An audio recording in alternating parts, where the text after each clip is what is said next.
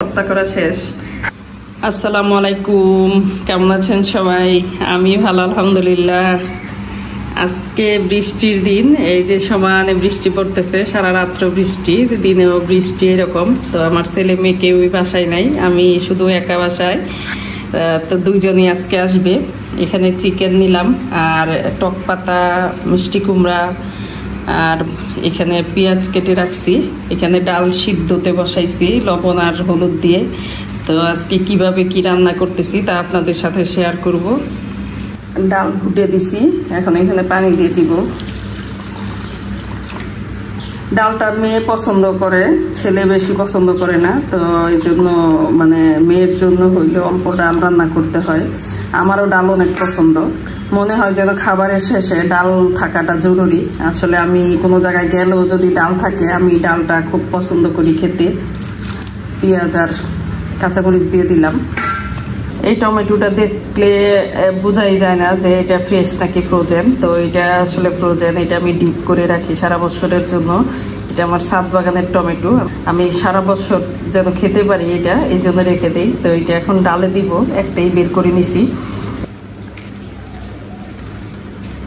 তো এইভাবে কেটে নিলাম, এখন এটা ডালে দিব। আমি আসলে ফ্রোজেন করে রাখি, কারণ এখন টমেটোর দাম অনেক, আর এগুলি গলে না। যে এই টমেটোগুলি আমরা এখন বাজারে পাই, এটা সহজে গলে না।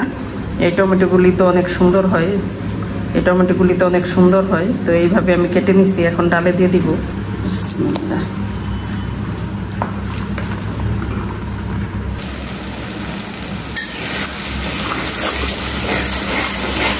মশলাটা কষানো হয়ে গেছে, খুব সুন্দর করে কষানো হয়েছে।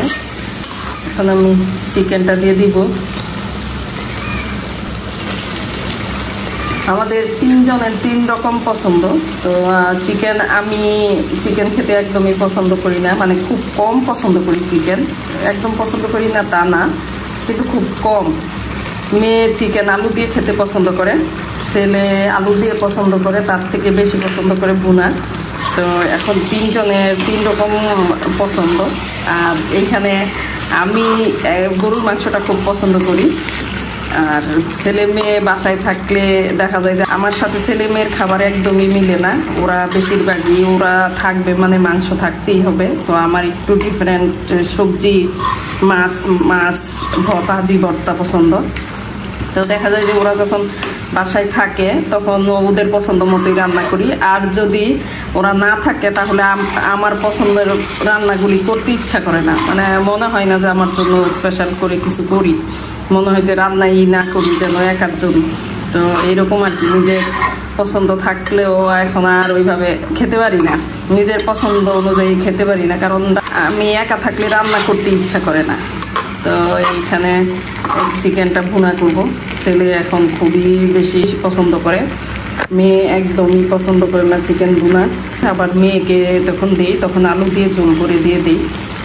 ডালের জন্য বাগারটা রেডি করে ফেললাম, বাগারটা দিয়ে দিলাম। আজকে একটু কালো হয়ে গেছে, কাপড় নিয়ে ধরতে ধরতে ডালটা একটু বাগারটা বেশি কালো হয়ে গেছে।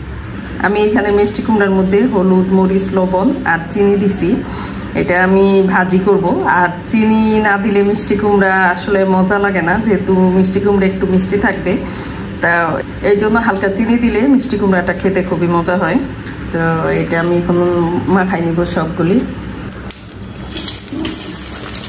মিষ্টি কুমড়ার পিসগুলি একটু বড় বড় হয়ে গেছে, কারণ এগুলি যদি মাঝখানে কাটি তাহলে বেশি ছোট হয়ে যাবে, এই জন্য আমি আর মাঝখানে কাটি নাই। এক পিস মিষ্টি কুমড়া নিয়ে আসছিলাম কিনে, তো ওইটাকে মাঝখানে যদি কাটি তাহলে এরকম ছোট হয়ে যেত, তো এই জন্য আর কাটা হয় নাই। মাংসটা ভুনা হয়ে গেছে, এখন নামাই ফেলবো, কারণ এটা নামানোর পরও দেখা যাবে যে এটার মানে জলটা টেনে যাবে। তো এর থেকে বেশি শুকাইলে পরবর্তীতে একদম বেশি শুকনা শুকনা হয়ে যায়। মিষ্টি কুমড়া ভাজিটা হয়ে গেছে, এক পাশে উল্টাই দেওয়ার পরে তার অন্য পাশে উল্টাই দিচ্ছি। এখন এটা নামাই ফেলবো। এই চুলায় টক পাতা বসাই দিছি, এটা সিদ্ধ করব। এই যে এরকম জালি পাতা নিছি 3-4টা, তো এই জালি পাতা গুলিও সাথে দিছি। যেন টকটা পরিমাণ একটু কম লাগে। তো খুব বেশি দেই নাই, মনে হয় না যে ওটা খুব বেশি ফারাক পড়বে, যে খুব বেশি মানে টক কমে যাবে এরকম না, ওরকমই থাকবে, কারণ অল্প ছোট 3-4টা পাতা দিছি। তো এটা এখন সিদ্ধ করব। টক পাতাটা সিদ্ধ হয়ে গেছে, এখন এটা নামাই নিব, নামাই নিয়ে ভর্তা করে ফেলবো। তো আমার রান্না বাড়া আজকের জন্য শেষ, টক পাতার ভর্তা করা শেষ। তো টক পাতার ভর্তা অনেক মজা, কারা কারা খেয়েছেন কমেন্টে জানাবেন। তো আমার রান্না বাড়া আজকের জন্য শেষ, আলহামদুলিল্লাহ আলহামদুলিল্লাহ।